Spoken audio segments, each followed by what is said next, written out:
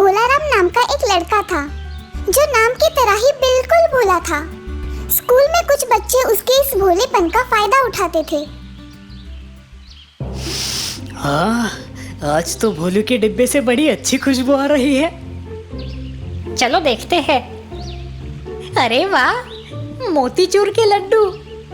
हाँ, ये मेरी माँ ने अपने हाथों से बनाए हैं। ले लो, तुम भी ले लो। वाह, मजा आ गया।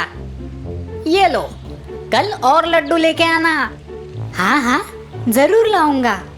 क्लास खत्म होते ही सभी बच्चे अपने अपने घर निकलते हैं, लेकिन तभी जोरों की बारिश शुरू होती है। एक लड़की की रोने की आवाज भोलू के कानों पर पड़ती है। वो उस लड़की के पास आता है। क्या हुआ चबेली, तुम क्यों रो रही हो? मेरा छाता किसी ने चुरा लिया, अब मैं घर कैसे जाऊंगी? रो मत, तुम मेरा छाता ले लो। तुम सच में कितने अच्छे हो भोलू। देखा, मैंने कैसे चबेली का छाता चुरा लिया, किसी को पता भी नहीं चला। बेचारी, अभी तक अपना छाता ढूंढ रही होगी। ये तुम लोगों ने अच्छा नहीं किया, तुम्हें उसका छाता वापस दे देना चाहिए। तुम कौन होते हो हमें सीख देने वाले? क्लास में थोड़ी सी बात क्या कर ली, अपने आप को हमारा दोस्त समझने लगे। नहीं तो क्या, तुम जैसे बेवकूफ से तो गधा भी दोस्ती ना करे। अब निकलो यहाँ से। उन दोनों की ये बातें सुनकर भोलू को बड़ा दुख होता है, लेकिन वो चुपचाप अपने घर की तरफ निकलता है। तभी किसी बुढ़िया की आवाज उसके कानों पर पड़ती है। बेटा, तुम भीग क्यों रहे हो? क्या तुम्हारे पास छाता नहीं है? जी, वो मैं... मुझे पता है, तुमने अपना छाता उस लड़की को दे दिया। तुम बड़े ही अच्छे लड़के हो भोलू। लेकिन आपको मेरा नाम कैसे पता? मैं तो आपको नहीं जानता। मेरी सब पे नजर होती है भोलू, और मैं सब जानती हूँ। लोगों के भले बुरे कर्मों पर नजर रखना यही मेरा काम है। ये सब जाने दो। लो, ये छाता तुम रख लो। और आप? मेरे पास ऐसे बहुत से छाते हैं। अब मैं चलती हूँ। इस छाते का बड़ी सूझबूझ के साथ इस्तेमाल करना भोलू। भोलू उस छाते की तरफ देखने लगा। वाह, कितना सुंदर छाता है। नमस्ते भोलू, मैं तुम्हारी क्या मदद कर सकता हूँ? हाँ, तुम तो बोल रहे हो। हाँ भोलू, मैं एक जादुई छाता हूँ। बोलो, मैं तुम्हारी क्या मदद कर सकता हूँ? मैं तो सिर्फ इस बारिश से बचना चाहता हूँ। हाँ बिल्कुल, तुम्हें मुझे हाथ में पकड़ने की कोई जरूरत नहीं। छतरी अपने आप भोलू के साथ चलने लगती है। किशोर और विशाल ये दृश्य देख लेते हैं। वो देखो, क्या छाता अपने आप चले जा रहा है। अरे हाँ, काश ये छाता हमारे पास होता। तो फिर चलो, इस छाते को भी हड़प लेते हैं। भोलू बड़े मजे से अपने घर की तरफ जा रहा था कि रास्ते में उसे एक बूढ़ा आदमी रोते हुए दिखा। क्या हुआ दादाजी, आप क्यों रो रहे हो? देखो ना बेटा, मेरी झोपड़ी बारिश की वजह से टूटकर बिखर गई है। अब मैं ठहरा बूढ़ा आदमी, मुझ में इतनी शक्ति नहीं कि मैं इसे फिर से बनाऊं। क्या मैं आपकी कुछ मदद कर सकता हूँ? तुम तो बहुत छोटे हो बेटा, लेकिन तुम्हारी मदद के लिए शुक्रिया। काश इन्हें एक नया मकान मिल जाता। भोलू के इतना कहते ही उस झोपड़ी की जगह एक सुंदर सा मकान खड़ा हो जाता है। दादाजी खुश होकर भोलू को आशीर्वाद देते हैं। भोलू छाते को बंद करके आगे बढ़ता है। अरे, ये तो कोई जादुई छाता है। वे दोनों भोलू के पास आ पहुंचते हैं। भोलू जरा सुनो तो, तुम सही कह रहे थे। हमें चबेली का छाता नहीं चुराना चाहिए था। हाँ, चोरी करना पाप होता है किशोर। ये लो, तुम उसे ये छाता वापस कर दो। अपने छाते को देखकर चबेली खुश हो जाएगी। तुम्हारा शुक्रिया किशोर। तुम्हारे हाथ में ये जो छाता है वो बड़ा सुंदर है। क्या हम इसे देख सकते हैं? हाँ हाँ, क्यों नहीं। ये लो, हमने तो तुम्हें चबेली का छाता दे दिया, अब बदले में तुम हमें क्या दोगे? मैं तुम्हें क्या दे सकता हूँ? तुम्हारा ये छाता बड़ा ही सुंदर है, ये छाता हम रख लेते हैं। लेकिन ये तो मेरा छाता है नहीं, था, अब ये हमारा है। नहीं नहीं, तुम ऐसा नहीं कर सकते। मुझे मेरा छाता वापस दे दो। अगर हिम्मत है तो इसे हमसे लेके दिखाओ। वे दोनों भोलू पर हंसने लगते हैं। तभी वो बुढ़िया वहाँ पर आ जाती है। तुम दोनों उस बेचारे बच्चे को क्यों तंग कर रहे हो? उसे उसका छाता लौटा दो। ए बुढ़िया, चल खिसक यहाँ से, वरना इसके साथ तेरी भी पिटाई हो जाएगी।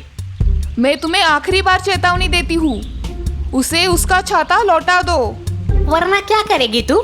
मारेगी हमें? कुछ ऐसा ही समझो। चलो पहले इसे ही सबक सिखाते हैं। सुनो जादुई छाते, इस बुढ़िया और भोलू को यहाँ से भगा दो। उसके इतना कहते ही वो छाता हवा में उछलता है और वही कुछ दूरी पर एक खूंटे से बंधे हुए बड़े से बैल के पास चला जाता है। छाता उस बैल को खूंटे से आजाद करता है। बैल किशोर और विशाल की तरफ गुस्से से देखता है और दौड़ता हुआ उनकी तरफ बढ़ने लगता है। अरे ये तो हमारी तरफ ही आ रहा है, भागो! वे दोनों वहाँ से भागने लगते हैं, लेकिन बैल उनके पीछे ही पड़ जाता है। ये देखकर भोलू हंसने लगता है। इनकी अकल अब ठिकाने आ जाएगी। भोलू, तुम अच्छे लड़के हो, लेकिन इतना भी भोलापन अच्छा नहीं जिससे अपना ही नुकसान हो, समझे? जी दादी माँ, मैं ये बात हमेशा याद रखूंगा। बुढ़िया वो छाता फिर से भोलू को दे देती है और भोलू मुस्कुराते हुए अपने घर की तरफ निकलता है। तो दूसरी तरफ अरे बचाओ, बचाओ, ये बैल हमें मार डालेगा, बचाओ! एक समय की बात है, मलकपुर नाम के एक गांव में एक बहुत ही लालची किस्म का जमींदार रहता था। वो अपनी जमीन गरीब किसानों को अजीब अजीब शर्तें रखकर भाई ठेके पर देता था। उसी गांव में शंकर नाम का एक गरीब किसान रहता था। जमींदार हर साल शंकर को जब अपनी जमीन ठेके पर देता तो शर्त यह होती कि 50% फसल जमींदार की और 50% शंकर की। फसल आने के बाद अच्छी फसल खुद के पास रखता और खराब फसल शंकर को दे देता। भाई शंकर इस वजह से बहुत मुश्किल से अपना गुजारा करता था। एक दिन शंकर का बेटा मनोहर शहर से छुट्टियों में घर आया और अपने पिताजी की हालत देखकर और जमींदार की हरकतें सुनकर उसने निर्णय लिया कि आज से वो खेती का काम संभालेगा। पिताजी, आप बिल्कुल चिंता न करें, आज से मैं आपकी खेती का काम देखूंगा। मनोहर ये पिताजी से बोलकर जमींदार के पास गया। आओ आओ मनोहर, पिताजी नहीं दिख रहे। पिताजी की तबीयत खराब है तो अब से मैं ही खेती का काम संभालूंगा। आप बताइए, इस साल आपकी क्या शर्त है? इसके बाप को तो आज तक उल्लू बनाया है, इस बच्चे को तो मैं नचवाऊंगा।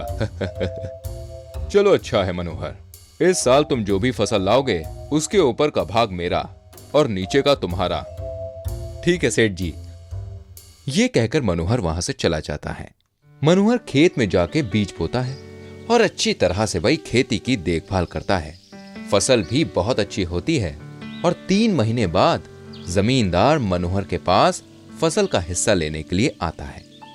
आइए सेठ जी, ये खेत में जो घास है वो आपका हिस्सा है, ले जाइए। इस समय मैंने मूंगफली की खेती की है, आपकी शर्त के मुताबिक ऊपर का हिस्सा आपका।